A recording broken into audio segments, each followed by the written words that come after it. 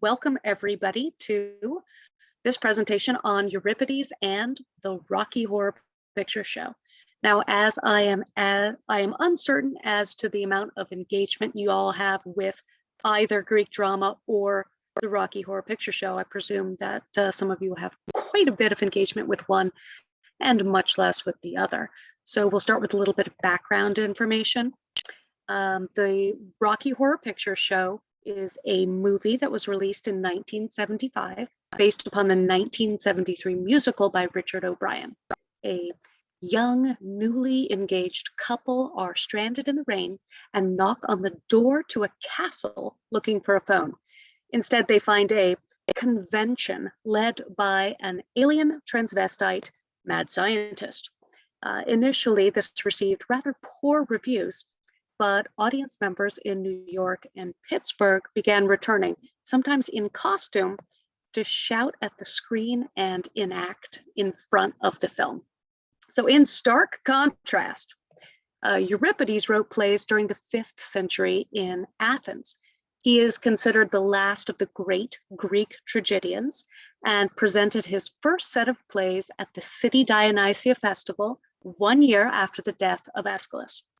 Of over 90 known plays, fewer than 20 have come down to us intact, though we have plenty of fragments of others.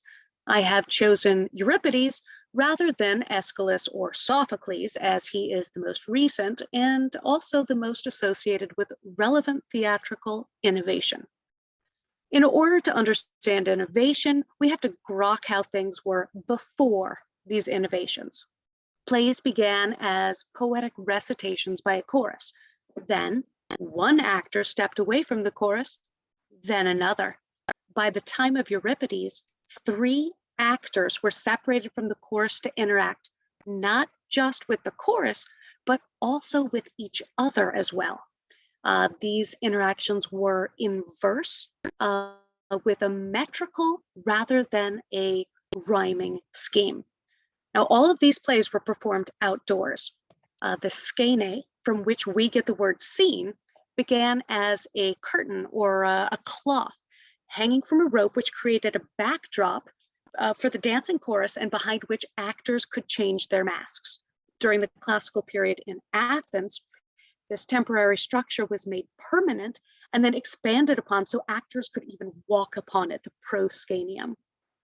There were also mechanical special effects, most notably the mechane and the ekeklyma. The ekeklyma was used to sort of roll out dead bodies, as people were very rarely shown murdered on stage. The mechane was used to hoist in actors playing gods. It's from this machine that we get the Latin Deus ex machina, God from the machine, which now refers to any cheap way of getting characters out of a narrative pickle. Innovations in the time of Euripides are probably due to the fact that Euripides is a far more troubled and questioning and unsatisfied poet. He's the most direct of the 3 in questioning Athenian society, its established beliefs. His characters are argumentative. They're reflective upon their duties to family and to city. Now, this juxtaposition of comedy and tragedy has led some Grecianists to despair of calling his tragedies tragedy. Some of his plays, Alcestis, Orestes, even have a happy ending. Not the kind of happy ending. I mean, it's pretty difficult to restrain a snicker when Electra is making fun of the dead body of Aegisthus, or at Dionysus's repeated tricking of Pentheus. And I mean, the character of Theoclymenus in Helen is so over the top that the audience absolutely revels in his destruction. In my opinion, the most important innovation is the realism in terms of staging. I mean, in Electra alone, there are references to fetching water, to hauling luggage, to all of the tools needed to perform a sacrifice. I mean, all of these place the story in an accessible reality. closer to us in the audience than to the aloof and statuesque characters of, those previous playwrights. The inaccessible heroes of myth have fallen. Electra marries a shepherd.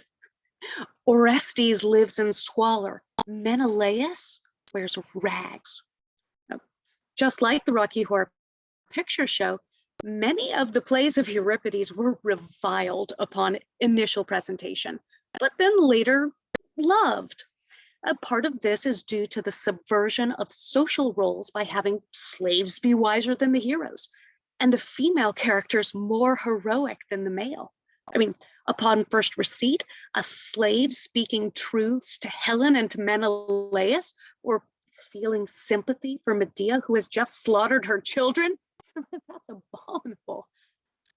But perhaps the strongest argument in favor of social subversion in the plays of Euripides is his treatment of the gods.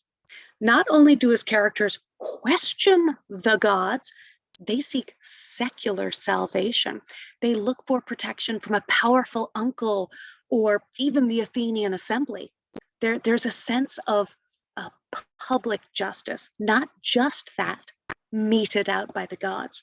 I mean, as in American Gothic, one must have a shared cultural referent in order to parody it or to criticize it. Are there gods in the Rocky Horror Picture Show? I mean, there are some reference to godlike figures. Lily St. Cyr, Fay Ray, other burlesque heroines and science fiction legends are mentioned, but most overt references to religion are both Christian and tongue-in-cheek. Just as worship is the behavior of a religion, one can claim that the audience at Rocky Horror Picture Show participates in ritual behavior. Actions that have symbolic meaning to the actors that take place at a specific time. By performing these actions simultaneously, this reinforces the cohesion of the adherents.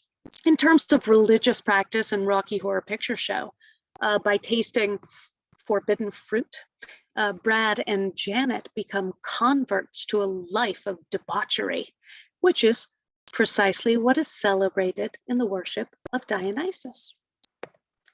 Although Dionysus as a god is mentioned in Mycenaean fragments from before 1450 BC, there's no known image of him on pottery before about 670 BC. Now, it's all probably that the orgiastic and drunken worship of Dionysus was imported from Anatolia or Thrace at some time in the late 8th or early 7th century BC.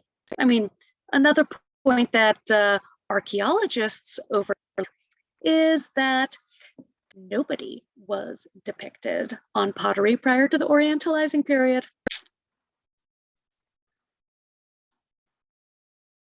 All right, the city Dionysia. This was the big festival at which plays were presented. Now, it stemmed from the celebration of the wine harvest and the gods who brought citizens this fruitful harvest, specifically Dionysus, the god of wine. Libertine or liberator, the worship of Dionysus was very popular. Normally, festivals were for free male citizens, but for the city Dionysia, women attended, as did slaves, and the prisoners were freed for the week. Demoi, other towns enthralled to Athens, would choose to pay their tribute during this week in order to join in the festivities, which were largely free from social constraint. This madness of Dionysus is a mob madness. It is expressed by group indulgence in precisely the things one cannot or should not practice alone. Heavy drinking, rowdy behavior, sex, choral music, dance. I mean, imagine the theater lobby of a venue that sells alcohol 1 hour before the doors open for a performance of Rocky. It's packed and people are hammered. Since orgiastic activities where women roamed at large were hardly regular features of traditional Hellenic society. The introduction of Dionysus invoked a very negative, strong response from the Greeks, sort of fomenting tension between religion and conventional morality. And this was mitigated by controlling the worship in annual organized theatrical contests, which most Athenian women were satisfied with. Now, an important element of this procession was the display of large dicks made out of wood or bronze, held aloft on poles. I mean, a cart would pull a much larger phallus. Each colony or visiting delegation was expected to provide its own phallus and phallus bearers. We know that over 1,000 lyric and dramatic chorusmen that were to perform in the Dionysian contests also marched in this initial parade. In addition, there were probably 3,000 men bearing phalloi or dragging massive dicks in carts.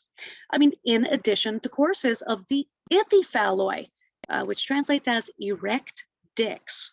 These are phallic clowns who would sport a variety of dicks just about everywhere except the most obvious place.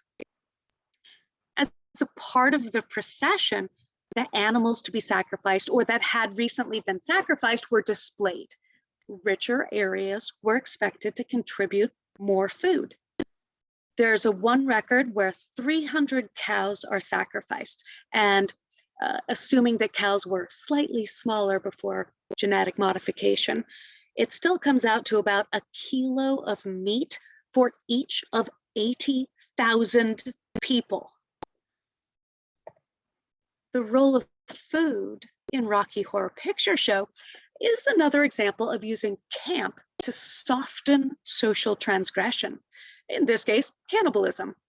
The onstage murder of Eddie can be seen as a ritual sacrifice.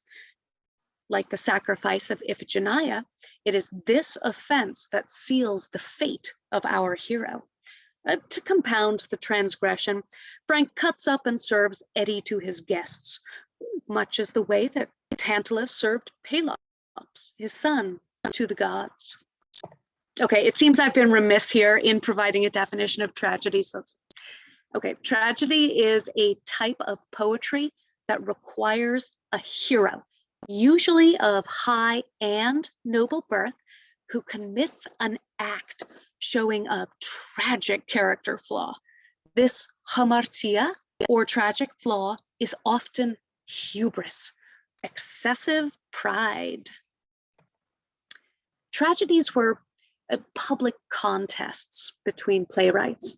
For each of 3 days, one poet would be chosen to present a set of 3 tragedies and 1 satyr play. Spectators had a great deal of respect for their gods, and thousands of people would flock to the theater to experience a full day of celebration and drinking. And, this made for a pretty lively crowd. There were staff bearers, not that kind of staff, who would patrol the aisles to keep the rowdies slightly under control. Now, admission to the theater was free, but where you sat was determined by your station in life. The rich had cushioned seats in the front, where the peasants, the artisans, and the women were forced to take seats at the back. After a full day of drinking, Greek audiences were not above showing disapproval by a less than stellar performance by throwing stones, sloppy objects, hissing, groaning. The role of the audience in a Greek tragedy is to become part of the theatrical illusion, to partake in the act as if they were a part of it. I mean, the Greek audiences were talkative, they were unruly. If they disliked the play, they would drum their heels on the benches and jeer and throw fruit. Because the audience was so far, the furthest seats were so far from the performance areas, so the actors would be costumed extravagantly. They would wear tall shoes or boots to increase their height, called a buskin or cothurnus. The male actors that played women would also have a prosthetic attached to their chests. Actors also wore masks made from materials like stiffened linen, wood, and leather.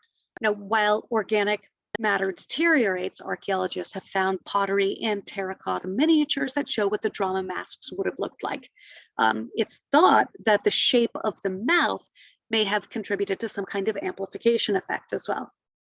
Now, these superficial similarities in performance are not restricted to these large, bold movements, high-heeled shoes, and mask-like accentuation of the human face, but include music.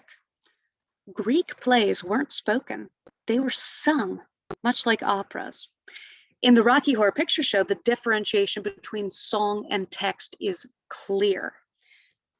In Greek tragedy, the sing-songishness varied along a spectrum. Since all Greek tragedies are in verse, audiences could predict the rhythms of the words to come. Okay, let's try a little experiment. Everybody open up your chat box. Cool. I am going to say a phrase, and I would like everyone who wants to participate to type into the chat box what should follow, okay? There once was a man from Nantucket who spent all his cash on a bucket. When his wife saw his prize, she looked in his eyes.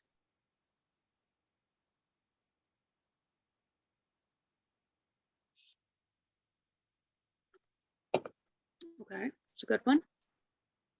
Bucket, tuck it. Something ending in fuck it. Oh, all right. So suck it. Something. Okay, great. So you see that even though you don't know it immediately what's coming, based upon the rhythm and the sound pattern, you can shout something in your drunken revel. So for Greek drama, audience callbacks were both possible and probable. Okay, so with the bulk of the background information out of the way, let's proceed to a little bit of analysis.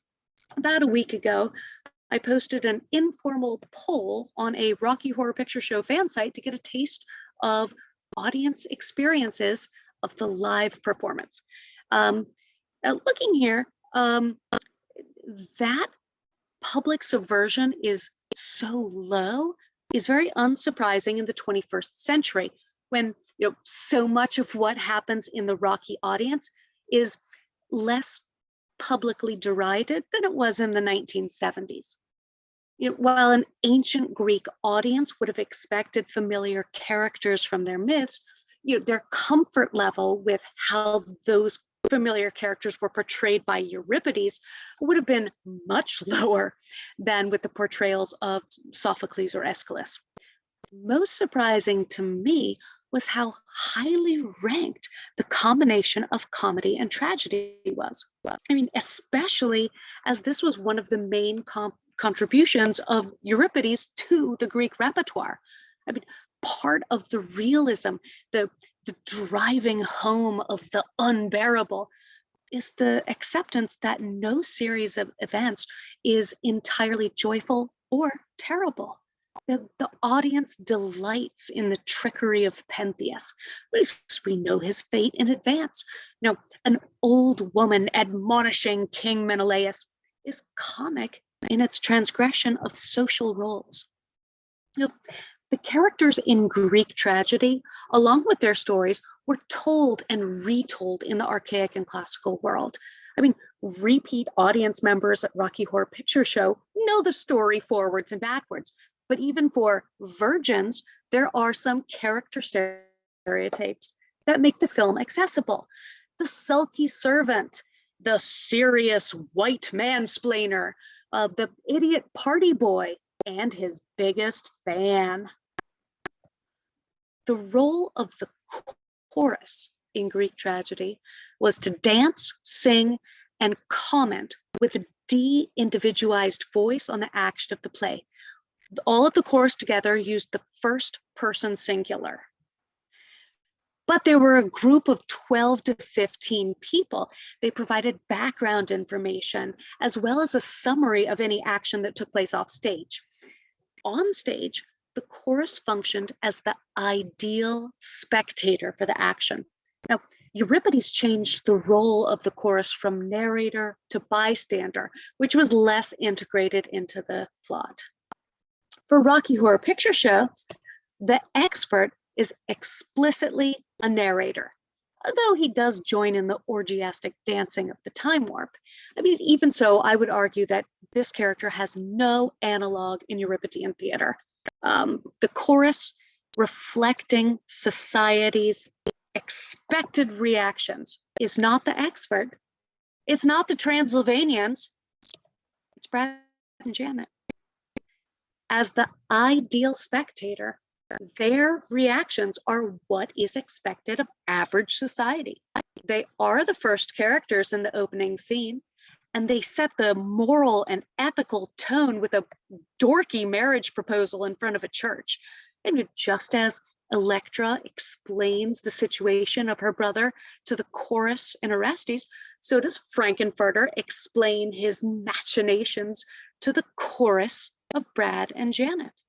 I mean, discounting the song Science Fiction Double Feature, which plays during the credits, Brad and Janet sing the first and the last bits of the whole movie, and they bookend the main plot just as a chorus should. So then, who is the hero? Who has a tragic flaw that leads to their destruction? Whom does the chorus pity? Only 4 characters die. Eddie is the false sacrifice. Columbia's death is an accident. I mean, and Rocky is too dumb to be given the agency to commit hamartia. Who do the gods destroy? Riff and Magenta are not wheeled in randomly, hanging from a mechane, but they do appear suddenly from above and pronounce judgment on the characters. In this, they function as Apollo in Orestes or the Dioscuri in Helen. Who was the target of their ire? Who has the tragic journey through catharsis that teaches the chorus and the audience something about proper behavior? Dr. Frankenfurter. The strength of female characters in the plays of Euripides is very surprising. Had I infinite time and research grants, I would have liked to explore the ways in which gender and sexuality are defined and displayed, and how transgressions across stereotyped lines are explained. In sum, juxtaposing the characterization in the plays of Euripides and the Rocky Horror Picture Show, the costuming is superficially similar. The characters are well known from Rocky. The stories are well known in Euripides. The tragic hero, instead of being any one of a suite of mythological characters, is our alien mad scientist transvestite. Instead of a chorus of 12 to 15 dancers, we have Brad and Janet. Instead of a god appearing to take charge of the situation, we have Riff Raff and Magenta. Juxtaposing audience participation. Well, the audience would have gotten dressed up to go see plays of Euripides, just as we get dressed up to go see the Rocky Horror Picture Show. The orgiastic celebration of religion or the orgiastic celebration of sexual freedom. The audience of plays of Euripides would shout at the performers in anger, whereas we shout at them in delight. The breaking of societal norms, having women in public versus dressing as women. The characters of Euripides would sing along to new songs while those of us in the audience of the Rocky Horror Picture Show sing along to songs we know very, very well. The audience of Euripides would throw things at the stage and rage, whereas we would throw things at the stage and participation. Just to prove that I have done my homework, here is a list of references that you are all welcome to examine. And I would like to say a big thank you to Ray Artisans. As a part of the Groovy Movies local art exhibit, this series of talks has been presented. And if you happen to have an extra $3, maybe $5 whole that you would like to share with Ray Artisans, we would love it if you would use this QR code.